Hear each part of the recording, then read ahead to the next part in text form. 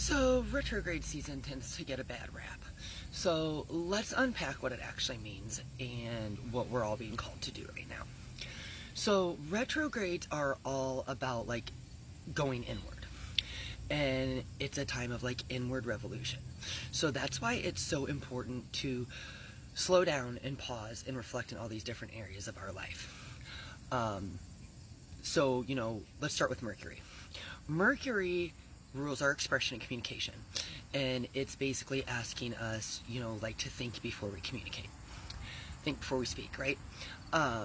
It's giving us a chance to revisit, the way in which we communicate with ourselves and with others and see what is working and what is not. And it's kind of asking us to let go of always being on the defense and that reactive communication, right? We've got Chiron, right? So Chiron is known as the wounded warrior, and it's bringing a lot of inner wounds back up to the surface again, and it's asking us to revisit these, but in the sense of it's time to make peace and allow ourselves to feel what we need to feel, and in order to heal, right? And most importantly, we need to take our power back from these wound spaces that we've been holding on to. Then we've got Saturn, right? So Saturn is calling us to look at the foundations and structures that we currently have laid in our lives.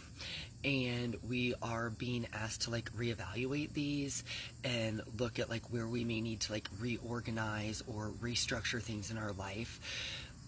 Do you have ideas that need a little bit of reworking before you can bring them to life? It's really taking a look at your shadow self and learning from, again, what hasn't worked in the past and what changes you need to make moving forward to create a stable and peaceful foundation in your life. Then we got Pluto, which is representative of death and rebirth and transformation. And this is asking us to reclaim every aspect of ourselves, right? And this is all about addressing, again, those inner shadows. It's almost like a call out. So we're being called out to bring light to the self-destructive patterns that we have, our emotional wounds that lead us to power struggles in our life, control issues, secrets, things like that. And Pluto is representative of the Phoenix rising, right? So it's kind of the idea of burning down what no longer serves you and resurrecting something new. So this is all about, Pluto's all about transformation and evolution. Then we've got Neptune, right? So Neptune is all about illusions, dreams, spirituality, inspiration, and self-deception. So you're being called on to look at the ways that you are deceiving yourself and deceiving others. And, that could, just saying those words could trigger a lot of people, right? But you're deceiving yourself anytime that you're not being authentic to yourself. Anytime you are, comparing yourself to others, acting in a way that isn't following, what you need to be doing for you. Like I said in another video, comparison is the thief of joy. So and imitation is not the highest form of flattery, it's the highest form of authenticity. So you are being asked to take off the rose-colored glasses and see things for what they are, not what you want them to be, right? And it's a time of really listening to that intuition and trusting that intuition. It's a time of massive growth for your third eye, but you have to be willing to do the work to do that, right? So then we have Uranus, right? So Uranus is asking us to be the change that we wish to see in the world. That we need to be more adaptable and learn how to go with the flow.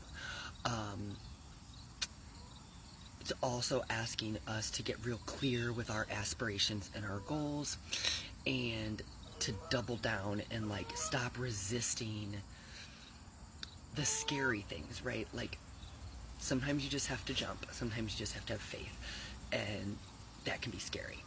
But it's those limiting self-beliefs and that fear that is standing in our way of achieving our goals. So it's time to really, get rid of or release those self-limiting beliefs and fear constructs. Lastly, we have Jupiter. And Jupiter is really asking us to align with our true north, right? And that inner compass. Because Jupiter actually rules higher learning, the abstract mind, and like expansive consciousness. So like anything again that's limiting your limiting beliefs, that's where you're being asked to kind of expand your consciousness.